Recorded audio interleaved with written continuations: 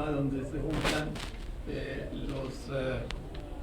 el capital financiero y el capital cultural. Si ustedes analizan un poco lo que ocurre en la planificación de hoy, gran parte de la planificación de hoy está orientada a producir capital cultural, que es el capital que el turista internacional consume. Entonces, si usted quiere atraer turistas a su ciudad, usted tiene que producir capital cultural. También la gentrificación, que se ha definido según la definición original de Ruth Glass en Inglaterra en 1964, es una teoría plana. Usted no puede usar la misma teoría para todos los lugares y de la misma forma y en todos los tiempos. La gentrificación surgió de una manera y se ha ido ajustando a medida que evoluciona. Por ejemplo, una de las cosas que está ocurriendo en la ciudad donde yo vivo, que es Chicago, es que al principio la gentrificación funcionó muy bien, como en el texto. En este momento la gentrificación es completamente diferente.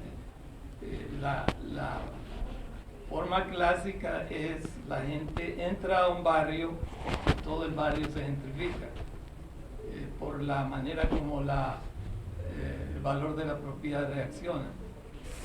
En este momento eso ha cambiado completamente. En este momento, cuando la gente empieza a gentrificar, la propiedad reacciona muy rápido y el valor, la diferencia entre el valor posible y el valor real se cierra muy rápido. Entonces, como se cierra muy rápido, las ganancias que se puede obtener de gentrificación bajan, y como las ganancias bajan, la gentrificación se autodestruye. Es como dicen, tirarse un balazo en el pie. Entonces, lo que la gentrificación ha tenido que hacer para adaptarse a eso es dos cosas. Uno, ya no es gentrificación homogeneizante, sino que ya es gentrificación difusa. Y segundo, ya no es gentrificación clásica en que es vivienda por vivienda, sino que ya es gentrificación nueva, donde se produce en altura para poder acumular más valor. Puedo explicar eso en más detalle. El caso es que para que la gentrificación ocurra se necesitan ciertas condiciones necesarias. Yo pienso que la manera de salvar la teoría hoy es, en lugar de trabajar con teorías planas, trabajar con teorías arrugadas. Lo que yo llamo una teoría arrugada es una teoría en la que se divide un proceso entre lo que es necesario para que aquello ocurra, y eso es universal, y lo que es factible, o sea, las condiciones necesarias y las situaciones locales, lo que es factible en esa localidad particular.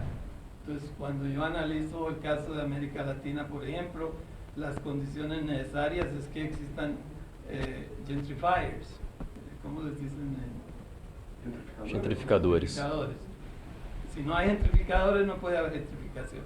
La segunda es que existan lugares gentrificables. Y normalmente los lugares gentrificables son lugares que en otra época fueron donde vivió la clase alta.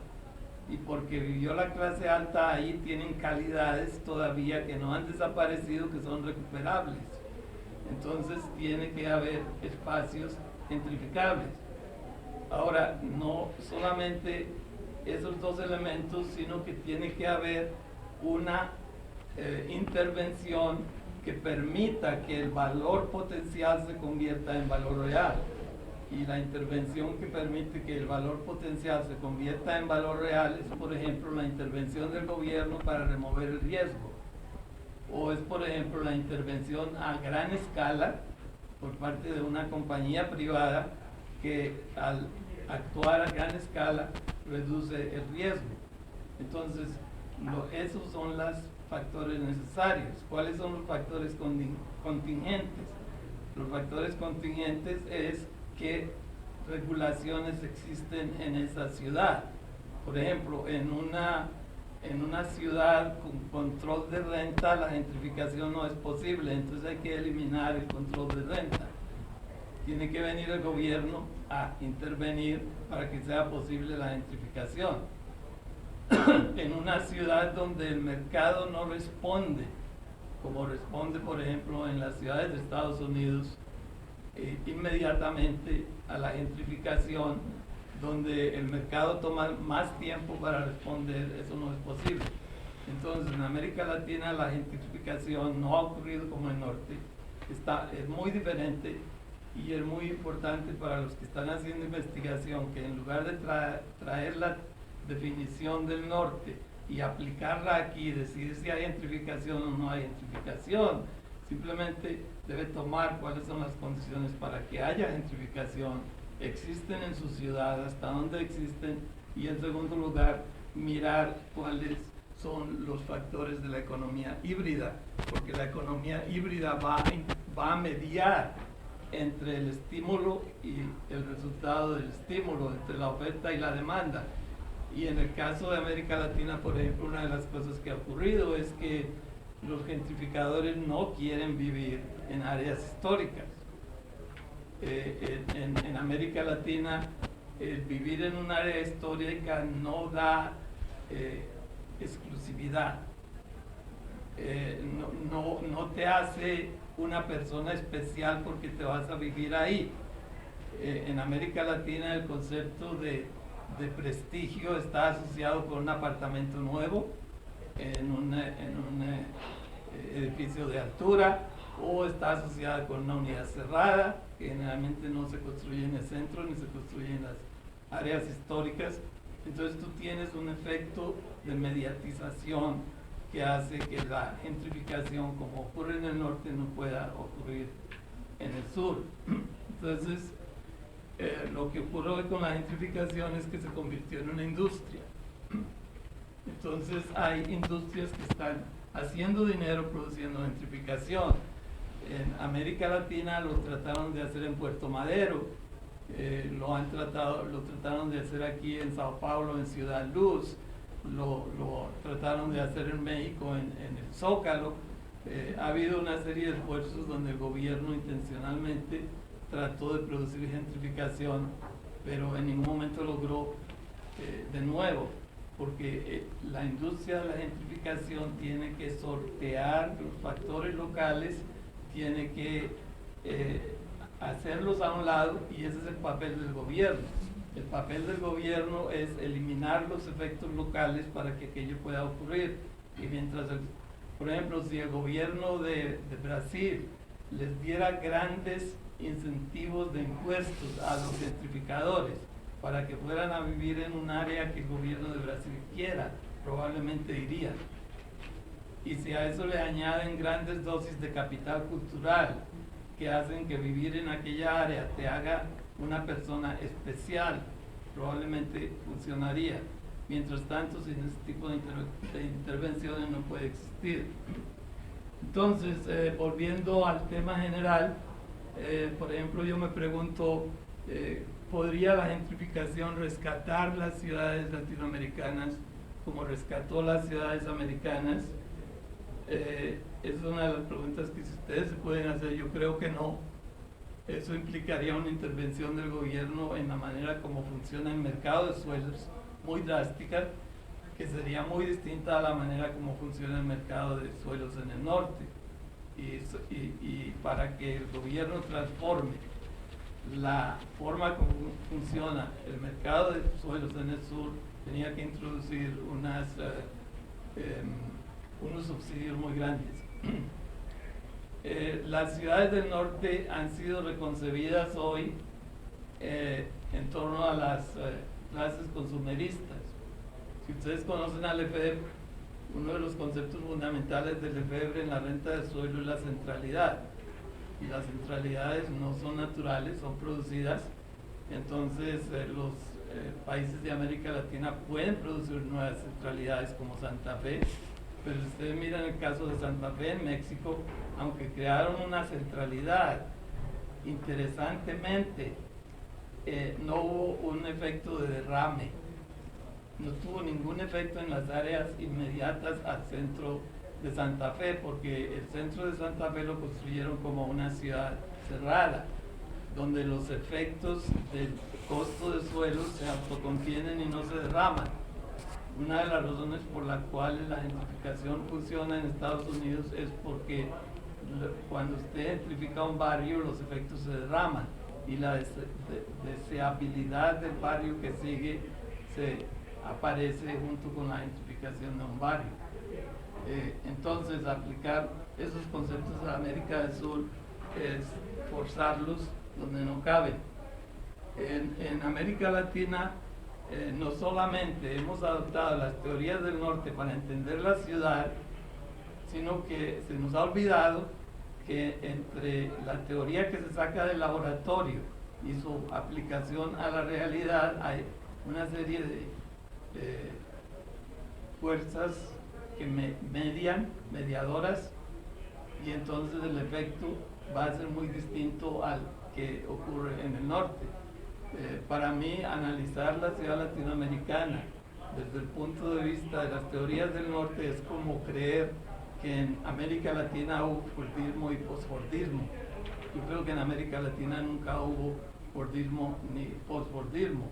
Hubo efectos de ola, del fordismo del norte hacia el fordismo del sur, hacia el no fordismo del sur, que se pueden estudiar. En ese sentido, yo creo que la historia de la economía latinoamericana no se ha escrito, porque se ha escrito desde efectos de simulación del norte, y en la medida en que se ha escrito de efectos del norte, se cree que lo que ustedes están encontrando es perverso, y ustedes no se dan cuenta que no es perverso, sino simplemente que es una realidad completamente diferente. La norma de la ciudad americana no funciona de la misma manera en la ciudad latinoamericana, no produce el mismo efecto. Eso yo lo percibo porque yo camino de un mundo al otro casi cada 2 meses, y las precauciones que yo tomo en una ciudad de América Latina son muy distintas a las que tengo que tomar en una ciudad americana. Son 2 realidades muy distintas. Por último, nosotros estudiamos o nos enfocamos mucho en la ciudad formal. Yo creo que en América Latina la ciudad informal arrastra la ciudad formal, en vez de la ciudad formal arrastrar la ciudad informal.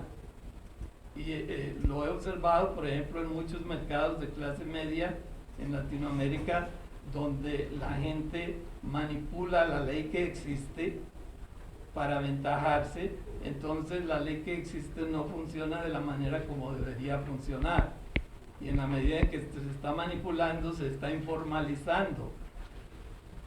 Entonces el dicho que tienen en español, el vivo vive del bobo, es la práctica que la gente hace. Si ustedes han leído a Bourdieu, el consumidor no consume el producto como el productor desea que lo consuma.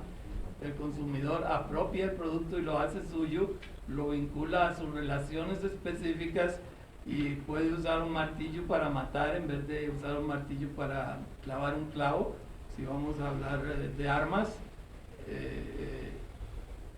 Y esa no es la lógica del martillo. Es un ejemplo malo, pero es lo que ocurre en nuestras ciudades.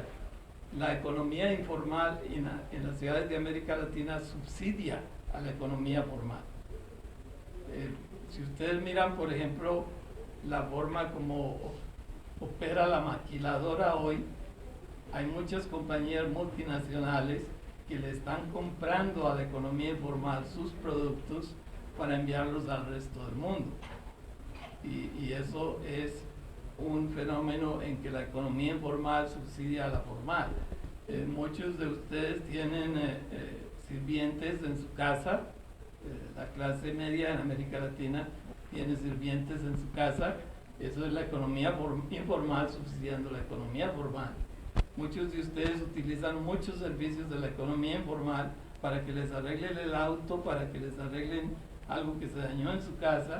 Eso es una manera de subsidiar la economía informal a la economía formal. Y en ese sentido, cuando ustedes utilizan como paradigma del análisis de las ciudades latinoamericanas la economía formal, yo creo que están cometiendo un gran error, porque la economía formal aquí es casi que minoritaria. En el último estudio que yo hice de las estadísticas, la mayoría del empleo en América Latina es provisto por la economía informal, y aún la clase media se está informalizando, y sino que lo digan los que trabajan con software, que hacen software desde sus casas, los venden en una economía informal, nunca forman una empresa y nunca los declaran impuestos. Eso sería el fin. Entonces mi respuesta a la pregunta es sí hay una relación entre el norte y el sur, sí hay una relación entre la formalidad y la informalidad, pero es una relación predatoria, y es una relación de abajo hacia arriba. Y si nosotros analizamos las ciudades latinoamericanas desde el punto de vista de la economía formal, estamos aplanándolas. Todos los planes que se crearon para las ciudades latinoamericanas en el siglo XX son planes aplanadores. Incluso en el sentido físico, la mayoría de las ciudades de América Latina no son planas, sino que son arrugadas. Sin embargo, les quieren meter vías rectas, y hay que romper montañas y hay que hacer túneles, pero le metemos la vía recta. Le quieren hacer el sistema de Grideron, de cuadrática, y en esas ciudades no cabe la cuadrática. Se estima el costo del suelo en base a metros cuadrados. Hay una serie de fenómenos que hacen que la ciudad latinoamericana trate de crear espacios planos donde no es posible crear espacios planos. Eso a nivel de lo físico es lo que yo diría.